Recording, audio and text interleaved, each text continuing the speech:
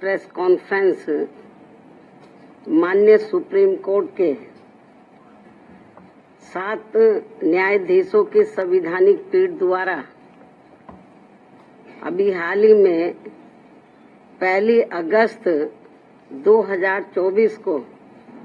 देश में अनुसूचित जाति व अनुसूचित जनजाति के आरक्षण के संदर्भ में जो एक अति महत्वपूर्ण निर्णय दिया गया है, तो उसके संबंध में अपनी पार्टी की प्रतिक्रिया जाहिर करने के लिए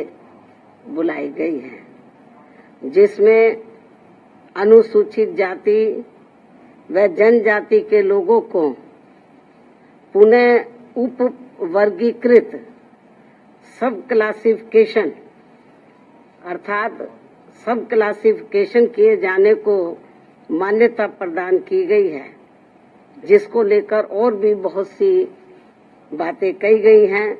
उनसे हमारी पार्टी कतई भी सहमत नहीं है और इस संबंध में माननीय सुप्रीम कोर्ट द्वारा दविंदर सिंह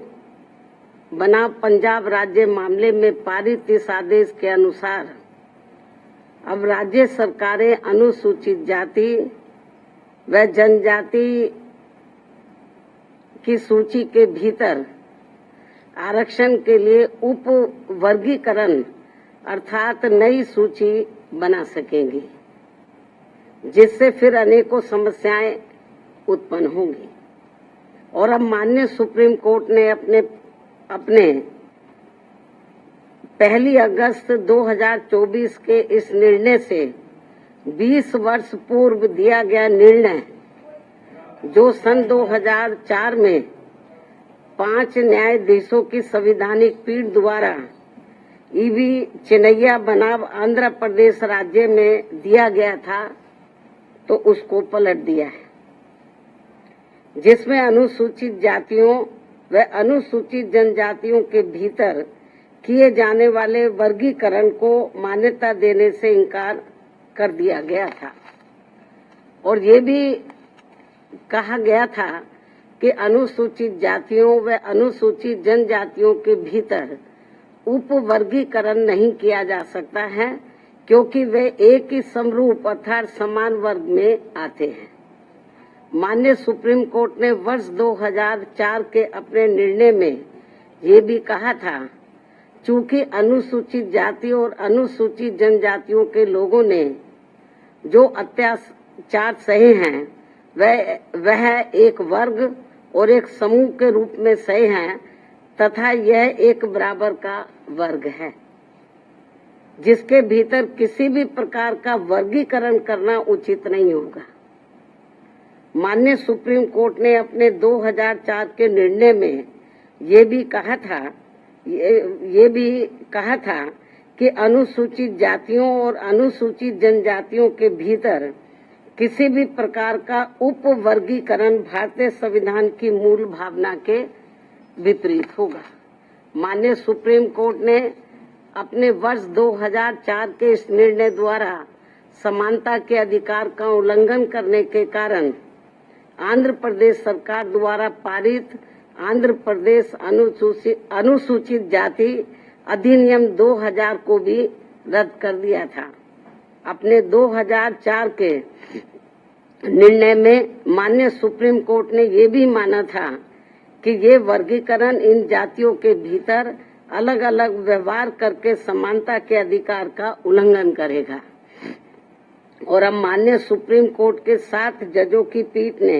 1 अगस्त 2024 के निर्णय से सन 2004 के निर्णय को पलट दिया है,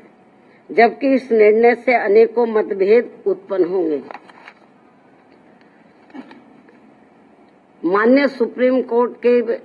1 अगस्त 2024 के इस निर्णय के बाद केंद्र और राज्य सरकारों के बीच भी मतभेद की स्थिति उत्पन्न होगी, क्योंकि अभी तक केवल संसद के पास किसी भी जाति को या जनजाति को अनुसूचित जाति व अनुसूचित जनजाति में सम्मिलित करने या बाहर करने की पावर है, जिसे माननीय राष्ट्रपति द्वारा अपने आदेशों द्वारा क्रियान्वित किया जाता है और जिसे बदलने का किसी भी राज्य सरकार को अधिकार नहीं है। परंतु अब 1 अगस्त 2024 के इस निर्णय के बाद जहां जो पार्टी सत्ता में होगी वह अपनी अपनी राजनीति के हिसाब से अदलती बदलती रहेगी,